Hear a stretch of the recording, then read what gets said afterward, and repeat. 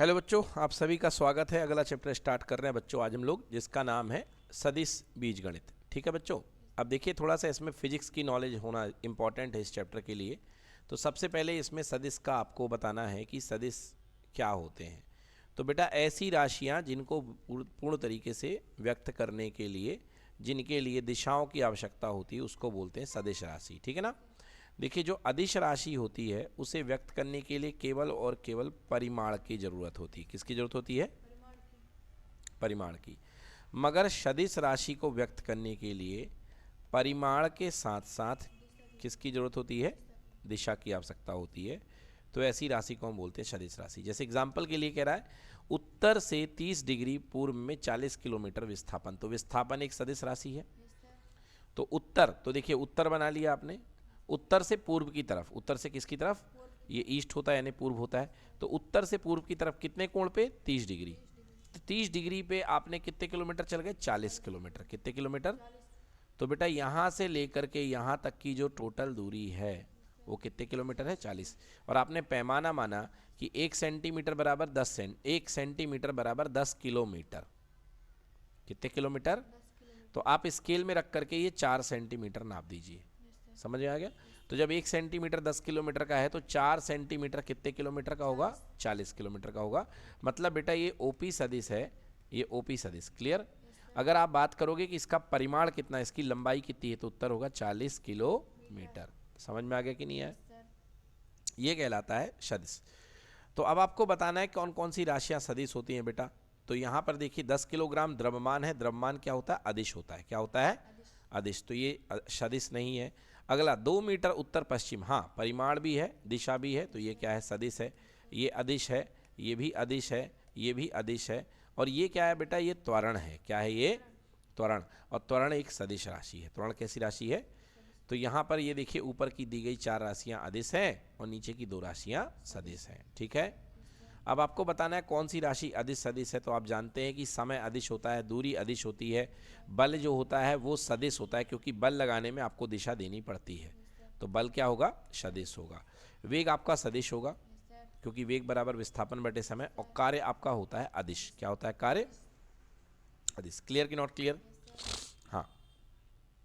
अब देखिए आपको बताना है कि कुछ आकृति एक वर्ग में निम्न सदिशों को पहचानिए, है ना। सह अदिम, सह अदिम मतलब ऐसी राशियां, ऐसे सदिश जो एक ही बिंदु से निकलते हैं। देखिए तो यहां पर सदिश ए और सदिश ए बराबर अपने पास में सदिश ए और बी सी बराबर सदिश बी। एक्चुअली यहां पे सह अदिम लिखा है क्या किताब में? ये थोड़ा सा देखिए इसको।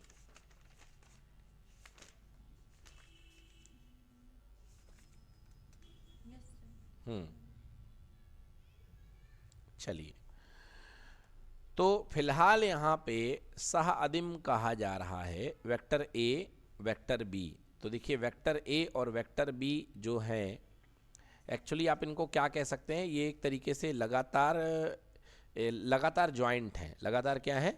ज्वाइंट है। देखिए ए है और ए खत्म हो रहा है, इसके बाद में क्या शुरू हो चुका है? बी शुरू हो चुका कि नहीं हो चुका है ना। तो इसको आप बोलते हैं सह अदिम। कुछ इस तरीके से ये नाम है। ये वेक्टर ए है और ए के बाद में क्या हो चुका है? बी। क्लियर हो गया? तो ये कहलाते हैं सह अदिम सदिश। ठीक है।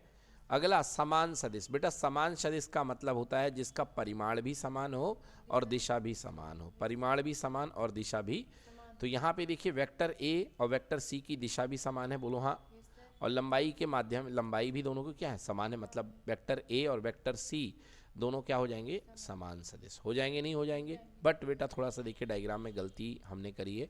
ए की दिशा तो बेटा बाएं से दाएं दिख रही है, तीर देखो, मगर सी की दिशा देखो यहाँ से यहाँ की ओर है कि नहीं है? हाँ। तो बेटा ये दोनों के परिमाण तो बराबर हैं मगर दिशाएं क्या हैं?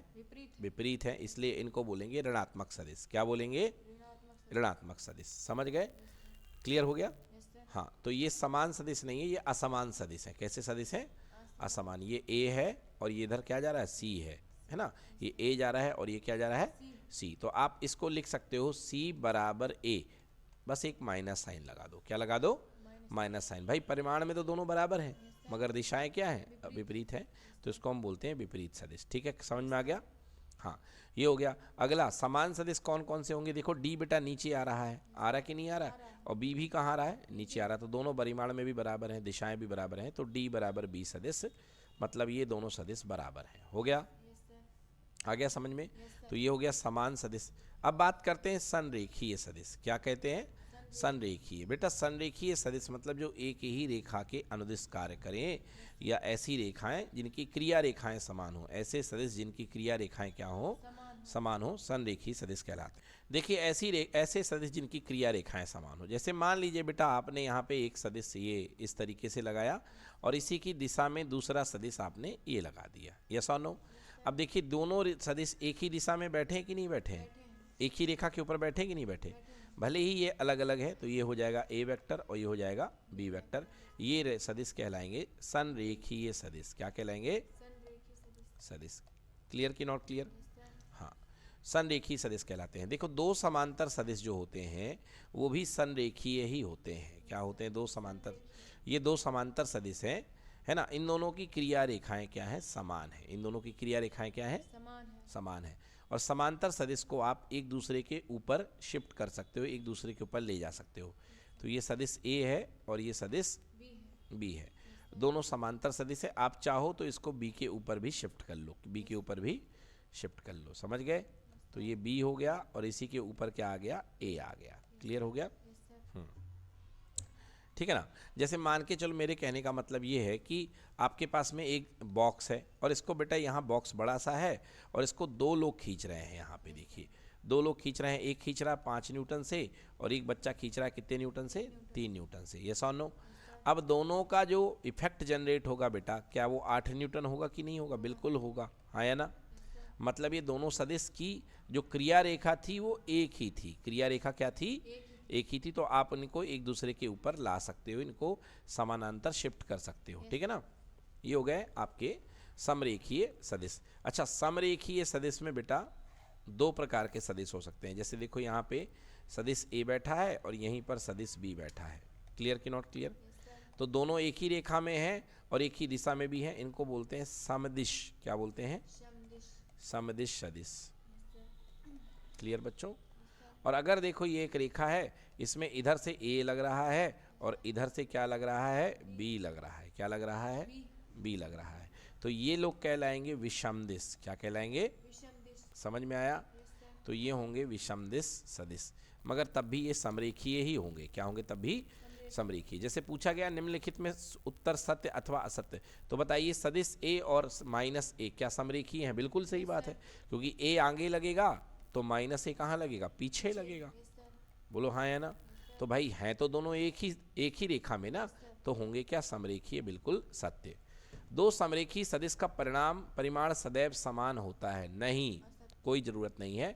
दो समरेखी सदिश अलग अलग परिमाण के भी हो सकते हैं। समझ में आ गया?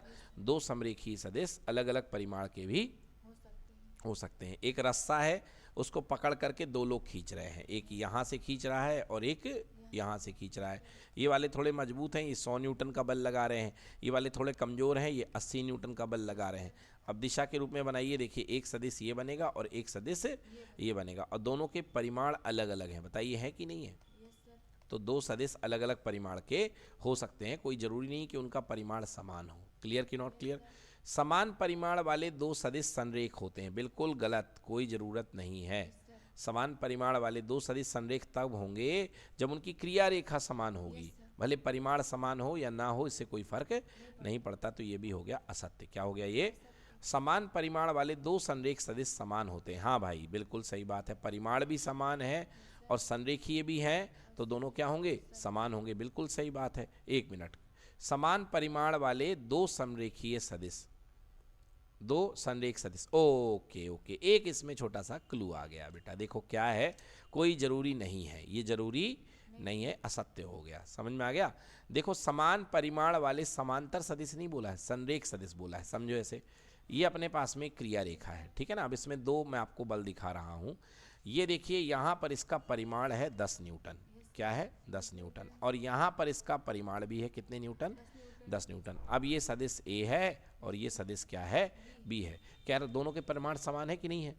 संरेखीय है कि नहीं है? तब भी बताइए क्या सदिश ए और सदिश बी बराबर है कि नहीं है? नहीं है, बिल्कुल नहीं है। ए और बी बराबर नहीं है, क्योंकि मैंने बताया था बराबर होने के लिए दिशा भी समान होनी चाहिए। यहाँ पर जो सदिश बी है वो ए के विपरीत है। तो समान परिमाण हो करके, संरेखीय हो करके भी सदिश समान हो ऐसी कोई जरूरी नहीं है। समझ में आ गया? तो बच्चों, समान परिमाण वाले दो संरेखी सदिश समान हो ऐसा कोई जरूरी नहीं है। ठीक है ना? अब चलिए अब बात करते हैं कि सदिशों का परिमाण कैसे ज्ञात किया जाता है। सदिश का परिमाण देखिए, आपके पास में यदि कोई सदिश है, सदिश ए है ये, ठीक है। ये सदिश ए अगर 3D में है यानी आसमान में है तो इसके आप 3 घटक कर सकते हो। जैसे 10th क्लास में 11th क्लास में आप 2 घटक करते थे। एक्स अक्ष में होता था AX, वाई अक्ष में घटक टूटता था AY, है ना। ऐसे जेड अक्ष में यहाँ पर अब वो दिखाई नहीं देगा क्योंकि ये स्पेस में है, तो एक घटक बनेगा AZ। क्या बनेगा? AZ। क्लियर हो गया बच्चों? एक्स अक्ष के अनुदिश जो इकाई सदिश होता है वो होता है एक कदम का आई कैप। तो जब आप एक कदम में आई कैप चलोगे तो 2 कदम में 2i कैप चलोगे, तो AX कदम चलने के लिए जो कंप्लीट यहाँ पे वेक्टर बनेगा यहाँ से यहाँ तक का, वो बनेगा AXI कैप। क्या बनेगा? AXI cap. ऊपर की तरफ जो वेक्टर बनेगा वो बनेगा AYJ कैप, AY। और बाहर की तरफ यहाँ जो इस डायरेक्शन में दिशा में जो वेक्टर बनेगा वो बनेगा AZK कैप। क्या बनेगा? समझ में आया कि नहीं आया? तो आप लिख सकते हो कि जो कंप्लीट वेक्टर होता है वेक्टर ए, वो 3 घटकों से मिलके बना होता है AXI cap plus AYJ cap plus AZK cap. समझ में आया बच्चों? ये कहलाता है सदिश का वियोजित रूप। कौन सा रूप कहलाता है ये बच्चों? वियोजित रूप, क्योंकि इसमें आपने वियोजन कर दिया, टुकड़े कर दिए, कुछ x में, कुछ y में और कुछ z में, तो ये कहलाता है सदिश का वियोजित रूप। तो देखिए, सदिश a बराबर आई कैप प्लस जे कैप प्लस के कैप। यहाँ पे बेटा इसका कुछ x घटक है, कुछ y घटक है, कुछ z घटक है। सदिश b बराबर 2i cap minus 7j cap minus 3k cap. कुछ x घटक है, कुछ y है, कुछ z है। यहाँ भी कुछ x है, कुछ y है, कुछ z है। आ गई बात समझ में? अब आपको चाहिए है इसका परिमाण। तीनों का क्या चाहिए है? परिमाण। तो बेटा परिमाण का फॉर्मूला आपने पढ़ा है पहले भी। सदिश ए का परिमाण बराबर बेटा तीनों के जो घटक होंगे उनके वर्गों का योग, AX का वर्ग धन AY का वर्ग धन AZ का वर्ग। समझ में आया? तो ये बन जाएगा इनका परिमाण। क्या बन जाएगा? इनका परिमाण। क्लियर है? तो ये बन जाएगा सदिश का परिमाण। ठीक है। इस तरीके से आइए, यहाँ पे अपने पास में कुछ सदिश दिए गए हैं। पहला सदिश, दूसरा सदिश, तीसरा। अब इनका परिमाण निकालना है, यानी A का परिमाण कहलाएगा मॉड A, B का परिमाण कहलाएगा मॉड B और C का परिमाण कहलाएगा मॉड C। पहचानिए जरा यहाँ पर घटकों को। यहाँ का कंपोनेंट कुछ नहीं है, मतलब क्या है? 1 है। तो A हो गया 1, A1 A2 हो गया 1 और A3 भी क्या हो गया? 1 हो गया। इसी को आप AX BX AZ बोलते हैं ना। इसी को AX बोलते हैं, मतलब X घटक 1 है, Y घटक भी 1 है और Z घटक भी 1 है। ठीक है, तो कर दीजिए, तो ये परिमाण आ जाएगा। क्या आ जाएगा? परिमाण। अब कह रहा समान परिमाण वाले दो विभिन्न सदिश लिखिए। समान परिमाण वाले दो विभिन्न सदिश लिखिए। दो अलग अलग सदिश हैं। तो चलिए मैं एक सदिश ले लेता हूँ। A बराबर I cap plus 2J cap plus 3K cap ले लिया मैंने। अब मैंने क्या किया? मैंने इनको आगे पीछे कर दिया। दूसरा सदिश मैंने B बना दिया 2i cap plus J cap plus 3K cap. अब ध्यान से देखिए, दोनों अलग अलग हैं कि नहीं है? बट परिमाण की बात करोगे तो दोनों के परिमाण समान आएंगे। क्यों परिमाण समान आएंगे? जब A का मॉड लोगे तो आएगा √1 square plus 2 square plus 3 square. इसका परिमाण लोगे तो आएगा √2 square plus 1 square plus 3 square. आगे पीछे करने से कोई फर्क नहीं पड़ता है। तो परिमाण दोनों के समान आएंगे। क्या आएंगे? परिमाण दोनों के। क्लियर की नॉट क्लियर? तो ये देखिए, यहाँ पर दोनों के परिमाण √6, इसका भी कितना? √6, मगर दोनों सदिश अलग अलग है। दोनों सदिश क्या है? अलग अलग है। क्लियर हो गया? समान दिशा वाले दो विभिन्न सदिश लिखिए। तो ऐसे सदिश बताइए जिनकी दिशाएं क्या हो? समान हो। ठीक है ना? हाँ, समान दिशा वाले दो विभिन्न सदिश। तो भैया बहुत ही सिंपल है। एक सदिश A है और इसकी दिशा में ही आप दूसरा सदिश ले लो। समझ गए बेटा? तो आपने B सदिश ले लिया। अब जाहिर सी बात है कि जब इसी की दिशा में B जा रहा है तो B जो होगा वो A का कुछ गुना होगा। A का कुछ क्या होगा? गुना m गुना होगा, 2 गुना होगा, 3 गुना होगा, 4 गुना होगा, कुछ ना कुछ इसका गुना होगा। समझ में आ गया? क्योंकि समान दिशा में जो सदिश होते हैं वो समांतर होते हैं। क्या होते हैं? समांतर। और a और b अगर समांतर है, a और b अगर क्या है? समांतर है, तो जो सदिश b होगा वो a का m गुना ले लो या k गुना ले लो, ये होता है समांतर होने का प्रतिबंध। क्या होता है? समांतर होने का प्रतिबंध। आप इसको ऐसा भी लिख सकते हैं कि सदिश b सदिश a का k गुना, या सदिश a सदिश b का k गुना। हो सकता है a बड़ा हो जाए या छोटा हो जाए। क्लियर कि नॉट क्लियर? तो अगर दो सदिश अपने पास में समांतर होंगे तो उनकी दिशाएं तो समान होंगी ही। क्लियर?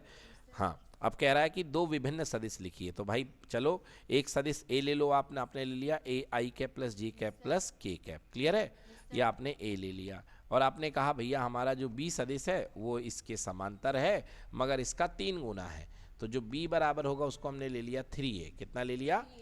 3a। तो b बराबर 3 गुना a का, a की वैल्यू क्या मानी थी? i cap plus j cap plus k cap. तो ये बन गया बेटा b बराबर 3i cap plus 3j cap plus 3k cap, इसका 3 गुना। क्लियर हो गया? तो ये कहलाते हैं अपने पास में समान दिशा के दो विभिन्न सदिश। ठीक है ना? आप देख सकते हैं दोनों सदिशों की दिशाएं बिल्कुल समान है ना, परंतु यहाँ पर इनके परिमाण अलग अलग आ रहे हैं। क्या आ रहे हैं? अलग अलग। इसका परिमाण लोगे तो √3 आएगा, और ये दूसरा वाला मैंने बेटा जस्ट √3 गुना लिया था ना, तो इसका परिमाण कितना आएगा? 3√3। कितना आएगा? 3√3। तो दोनों के परिमाण तो बराबर हैं, सॉरी दोनों के परिमाण बराबर नहीं है। क्लियर हो गया? दोनों के परिमाण बराबर नहीं है परंतु दिशाएं क्या है? बराबर, क्योंकि दोनों एक दूसरे के समांतर हैं। दोनों एक दूसरे क्या है? समांतर है। ठीक ना? तो एक हम यहाँ पे आपको एक अलग से टॉपिक पढ़ा देते हैं, समांतर होने का प्रतिबंध या समांतर सदिश। समांतर सदिश। देखिए, तो समांतर सदिश होने का प्रतिबंध आप याद रखिए कि अगर एक सदिश b है, क्लियर हो गया, और सदिश b जो है सदिश b के समांतर एक सदिश a है। क्या है? सदिश b के समांतर एक सदिश a है। ठीक है ना? तो आप क्या कह सकते हैं कि b जो a होगा वो b का कुछ गुना होगा, या b जो है वो a का कुछ गुना है। ठीक है ना? मतलब आप कह सकते हो, जैसे मान लो यहाँ पे लिख सकते हो कि a सदिश इक्वल टू m टाइम्स या k times of vector b। a सदिश बराबर क्या है? k टाइम्स है किसके? सदिश b के। k टाइम्स है वेक्टर b के। क्लियर कि नॉट क्लियर? भाई सदिश a जो है सदिश b का कुछ ना कुछ गुना है। ठीक है ना? तो अब इसको हल कर लो। a क्या बनेगा बेटा? ax i cap plus ay j cap plus az k cap. k Guna b क्या बनेगा बेटा? b के कंपोनेंट होंगे bx i cap plus by j cap plus bz k cap. Clear कि नॉट क्लियर? तो इधर खोल दो इसको, ax i cap plus ay j cap plus az k cap equal to ये बन गया kbx i cap plus kby j cap plus kbz k cap. तुलना कर दीजिए यहाँ पे ax i कैप की इसके साथ। सो ax इक्वल टू हो गया kbx, हो गया।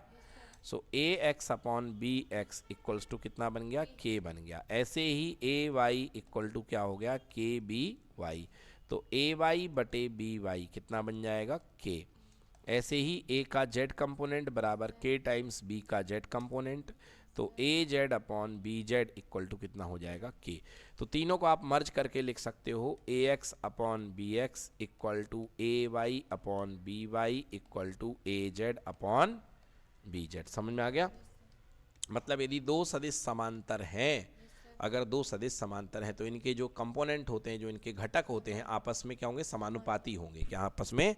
समानुपाती। बेटा इसको ऐसे भी लिख सकते हैं, a1 upon a2 equal to b1 upon b2 equal to c1 upon. 10th class में आपने पढ़ा था ना, यहाँ तक दो रेखाएं समांतर हैं, बस इस बार एक तीसरा आ जाएगा c1 अपॉन c2। तो ये समांतर होने की शर्त है, समांतर होने की, ये बहुत इंपॉर्टेंट है, इससे एक क्वेश्चन आपका बन सकता है VIMP। ठीक है? तो ये देखिए, अब अगले क्या है?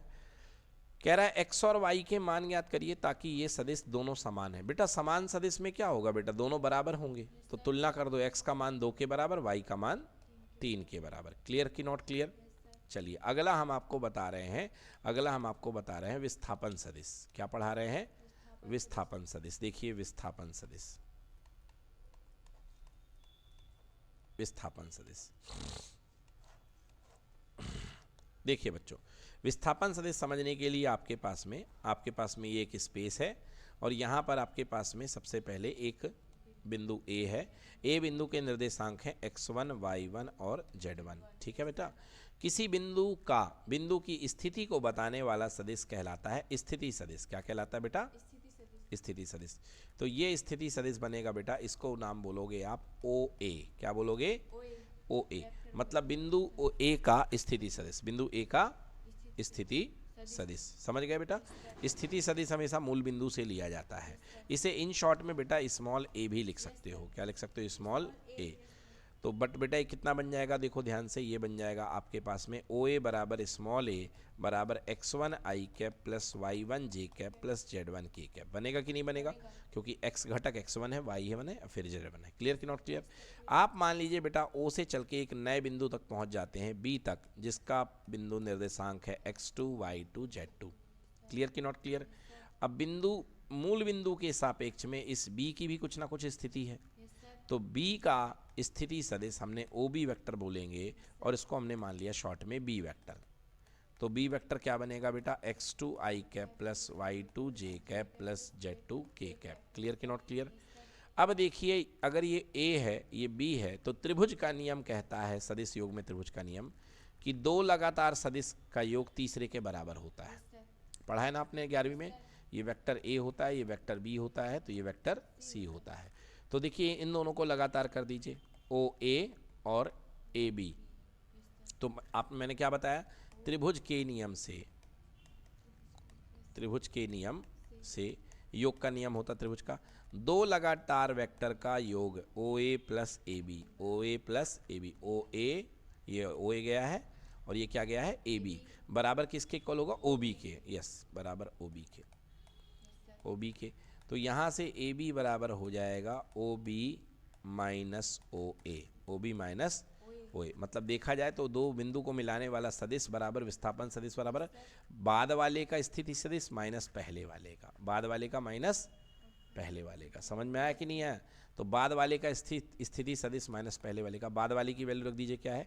x2 i cap plus y2 j cap plus z2 k cap. Clear कि not clear? Minus x1 i cap plus y1 j cap plus z1 k cap. Clear कि नॉट क्लियर? हल कर दीजिए, ये बन जाएगा x2 minus x1 i cap plus y2 minus y1 j cap plus z2 minus z1 k cap. आ गया समझ में? ये बन गया आपका AB सदिश। क्या बन गया? AB सदिश equal to x2 minus x1 i cap plus y2 minus y1 j cap plus z2 minus z1 k cap. ये बन गया आपका विस्थापन सदिश। क्या बन गया? विस्थापन, जिसमें A जो है B की तरफ विस्थापित होकर के आया हुआ है। ठीक है बच्चों, कोई दिक्कत?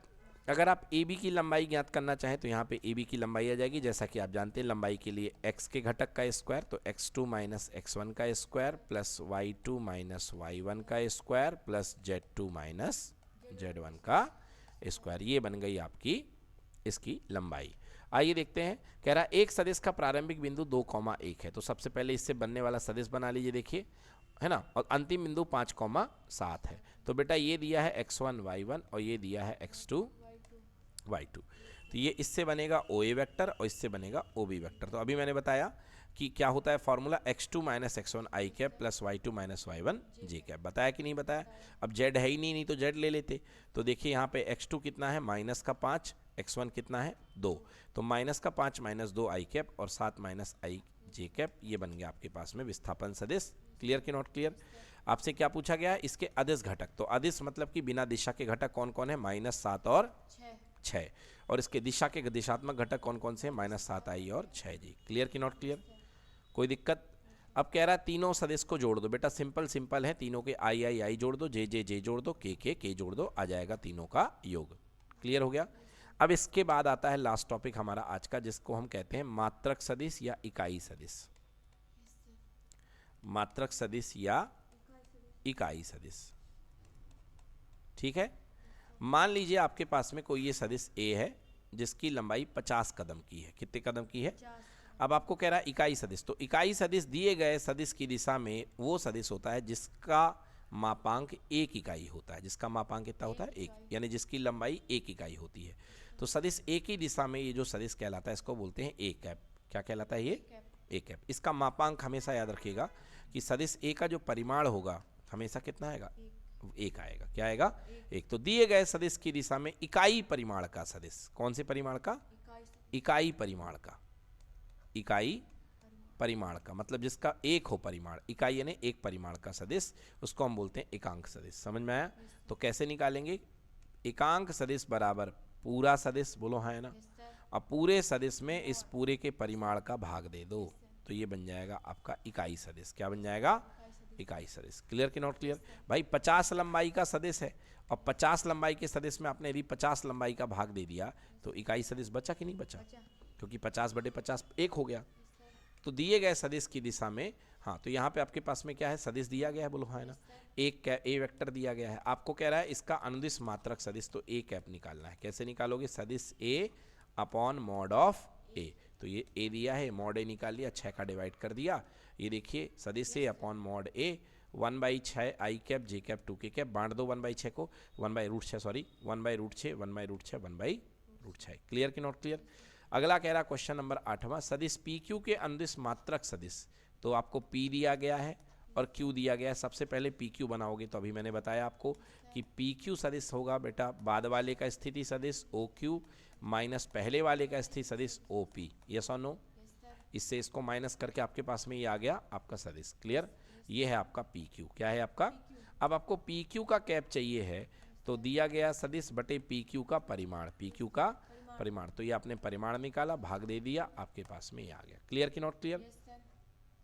अगला क्वेश्चन कह रहा है आपको कि दिए गए सदिश की दिशा में a प्लस बी की दिशा में मात्रक सदिश। तो पहले a दिया है, b दिया है, पहले दोनों को जोड़ के क्या निकाल लो? a plus B. फिर इसका परिमाण निकाल लो, कितना आ गया? √2, और फिर मात्रक सदिश निकाल लो। तो a प्लस बी का मात्रक सदिश वो गिवन सदिश बटे उसका परिमाण, बटे उसका परिमाण। तो कर दिया, ये आ गया। क्लियर कि नॉट क्लियर? अब कह रहा है प्रश्न नंबर 10, सदिश इतने की अनुदिश एक ऐसा सदिश निकालो जिसका परिमाण कितनी इकाई है? 8 इकाई। मतलब आपको कह रहा है कि एक सदिश दिया गया है, इसकी दिशा में एक ऐसा सदिश निकालो जिसका परिमाण कितनी इकाई हो जाए? 8 इकाई। मतलब एक नया सदिश आपको बनाना है, बोलो है ना। तो मैं क्या करूंगा? सबसे पहले इस सदिश की मदद से एक इसका इकाई सदिश निकाल लूंगा। मान लो ये ए वेक्टर था, तो क्या निकालूंगा? इकाई सदिश ए कैप, बोलो है ना। अगर मैं इसी सदिश को 8 बार घुमा दूं तो मेरे को पूरा मिल जाएगा कि नहीं मिल जाएगा? तो मेरे पास आंसर क्या आएगा? 8a cap. क्या आएगा? 8a cap. तो सबसे पहले दिए गए सदिश का क्या निकाल लो? मात्रक सदिश निकाल लिया और उसका 8 गुना कर दिया। क्या कर दिया? 8 गुना। तो आपके पास में उत्तर आ गया। क्लियर कि नॉट क्लियर? कोई दिक्कत? हाँ, तो इस तरीके से आपको ये सवाल अभी करने हैं। चलिए लगाते हैं।